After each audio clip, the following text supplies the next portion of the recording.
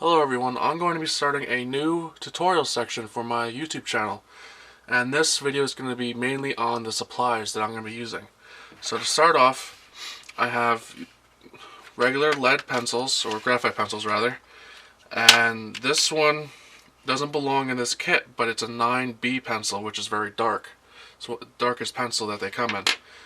This kit in particular ranges from 4H, which is a really light and hard pencil, to all the way to 6B, which is fairly dark. This you could probably pick up for maybe 15 bucks or less, but you really don't need all these pencils because you rarely ever use them. As you can see, some of these I've barely used. What I recommend is something like maybe a 2 to 4H, a regular HB. A 2B can be substituted with a regular one of those yellow school pencils. That works just fine. And then maybe a 6B. So really all you need to do is buy 3 pencils, and that's really all you'll ever need. So aside from that, another thing that I really like to use is charcoal. These are charcoal pencils. And the charcoal comes, it's like a regular pencil, but instead of there being graphite inside of it, it's just regular, it's just charcoal. Now, these range from a hard to a medium, then a soft, and an extra soft. A hard, you could put it down, but it's rather hard to blend, but it's lighter. But when you get all the way to the extra soft, it is very dark and blends very, very easily.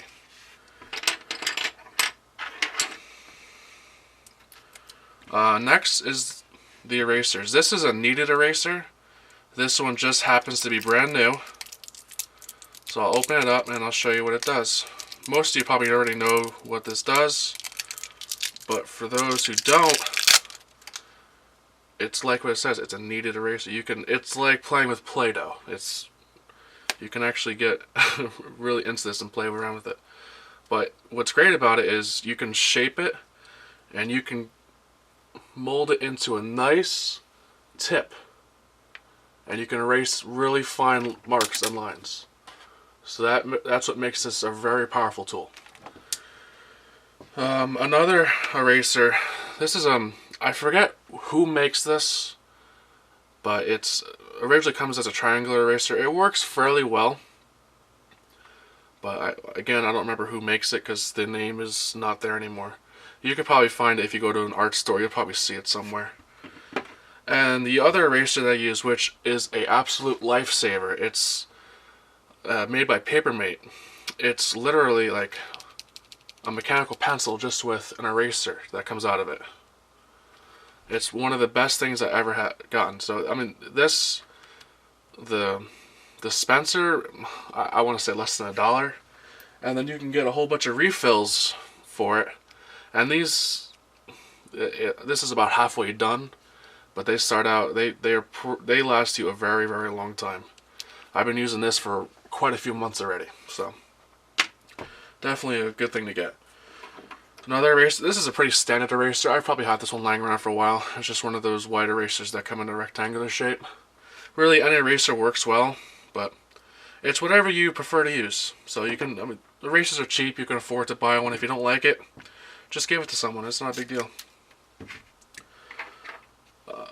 Another thing with charcoal, which I forgot to say, this is a compressed charcoal stick. This one is 6B. This is a rather large piece. You can get these in the same grades as the pencils, and these work pretty well. I use these for filling in very large areas very quickly, and they work pretty well. This one is rather interesting. This is charcoal white. It has a white tip in it, and it makes white marks on the page. Like if you put too much black charcoal down and you want to lighten some areas up, you can use this. It works pretty well.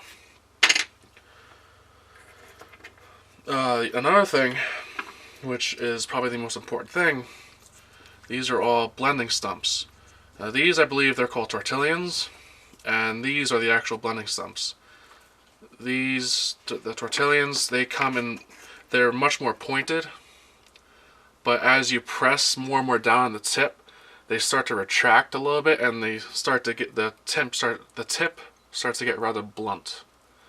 So you gotta be a little careful with these, but they work really well, and they're dirt cheap. It's literally just paper wrapped in into like a cone shape, and that works pretty well. The same thing with these; they're just paper, but these are fully paper. Like this, if you flip it over, there's a hole in it, and that's why this tends to push in. These don't. These tend to work a lot better. These you can get one that's even thinner than this, and you can get one that's about 1 inch in diameter. They come in very big sizes. Another blending tool is just a regular paintbrush. I believe this is a paintbrush for oil paint. It's very stiff, the bristles, which is what you want because you want to be able to move things pretty quick. And it blends things out really well. This is a blending cloth. I've used it quite a bit, and this works really well. It puts a nice even tone out on the page, and it looks very, very nice after you use this on anything that you're drawing. It just makes a very smooth blending throughout the or whatever you're trying to blend out. It just makes it's instead of having like uneven tones, this will really blend the tones together, make a nice transition from light to dark. This, I am not sure what it's called. Basically, it's just a handle, and at the end is a very sharp tip. What I use this for is on the page, you can use it to scratch out points and scratch out lines. It'll make an impression on the page. And then when you go over that with pencil, that line will remain white. So if you want to draw in like fine hairs or grass or anything that's very, very thin and needs to be very detailed, this is definitely something you should pick up. Another thing, this is just for comfort. This is just a nice retractable or mechanical pencil rather. And at the art stores, what you can do is you can actually get different leads for them. So this particular one is an HB. This is a 3H. I have a 4B somewhere, but I'm not sure where it is. And in here right now I have 2B. So you can quickly get a couple different ones of these and almost substitute it out for your pencils right then and there. Because this, it's more comfortable to grasp and it's a lot more comfortable to use. And again, it has a large retractable eraser. So it's always nice to have on the go and when you're sketching out on the field.